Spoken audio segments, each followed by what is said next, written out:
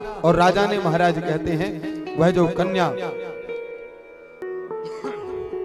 राजा बना और राजा ने महाराज वह कन्या जो थी महाराज पुत्र और पुत्री दोनों मछली के गर्भ में निकले। तो महाराज कहते दोनों को जो मछुआरों को दे दी जो कन्या, महाराज कहते वो कन्या का नाम मत्स्योदरी पड़ा।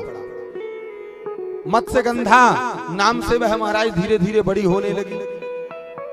धीरे धीरे बड़ी होने लगी तो आगे चल करके महाराज ऋषिगण कहने लगे कि महाराज एक बात बताइए, ये ब्राह्मण द्वारा श्रापित अद्रिका जो अप्सरा थी वो मछली बनी, उसके पेट में ही राजा के उस शुक्र से दोनों पुत्र और पुत्री जो हुए हैं महाराज, बोले उसका समाप्त श्राप जो था वो समाप्त कैसे हुआ?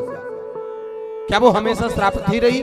बोले नहीं महाराज, उसका श्राप समाप्त हुआ। सूत जी महाराज कहने लगे कि जब उसने सुना तो बड़े दीनता पूर्वक जो है वो उस ब्राह्मण उस महात्मा की स्तुति करी उसने, और बड़ी स्तुति करने के बाद महाराज कहा कि महाराज आप तो ब्राह्मण हैं, आप तो महात्मा हैं, आप तो साधु हैं, और साधु तो बड़े कोमल हृदय होते हैं, तो आप कृपा करके मुझे ऐसा उपाय बताएं जिससे मैं श्राप मुक्त हो जाऊं,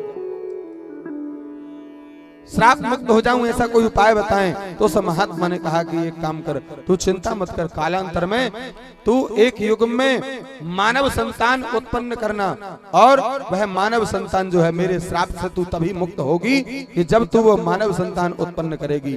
और कहा कि तू जा और कुछ समय पश्चात मछली स्वरूप को त्याग करके दिव्य रूप को धारण करना, और उसके बाद तू स्वर्ग को चली जाना।